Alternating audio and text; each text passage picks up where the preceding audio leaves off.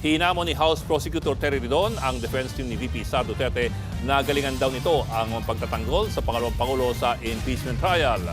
Ang paliwanag ni Ridon, bigo ang defense team sa napahinain ang argumentong may katotohanang pinagbantaan ng bise ang buhay ni na Pangulong Bongbong Marcos at ng kanyang pamilya. Anila, puro teknikalidad ang binabanatan ng depensa at hindi ang mismong pagbabanta. Ang kampo naman ng depensa, ayaw na rin patulan ang patutsara ng prosekusyon. Siyempre may mensahe po tayo sa depensa. Yan na ba yung best nyo? Parang galingan nyo pa na onte. Hindi nagbabago yung fact na mayroong nagbanta, mayroong pagbabanta. Ito, meron bang nagbago sa mga pananakot na ginawa ng Vice Presidente? No? At ang maliwanag naman hoy naging tugon niya dito. Sinabi niya, it does not change the gravity and the seriousness of the threats made by the Vice President.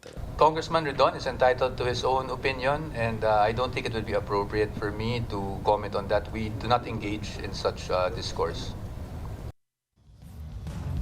Nanindigan din ng depensa na walang kinontratang hitman si VP Sara Duterte. Pero para naman kay Ridon, kung totoo man ito, lumalabas na sinungaling ang bise. Kaya dapat daw mamili ang bise kung ano ang totoo. Kung totoong hindi siya kumuha ng killer, ibig sabihin niya Vice President that lies. Di ba? Pero kung totoo na nag-contract siya ng killer, then you have a Vice President that contracts a killer. Mamili na lang ho siya dun sa dalawang bagay po na yun. Mga kapatid, Ed Lingaw po, maging maalam at may pakialam sa mga napapanahong balita sa ating bansa.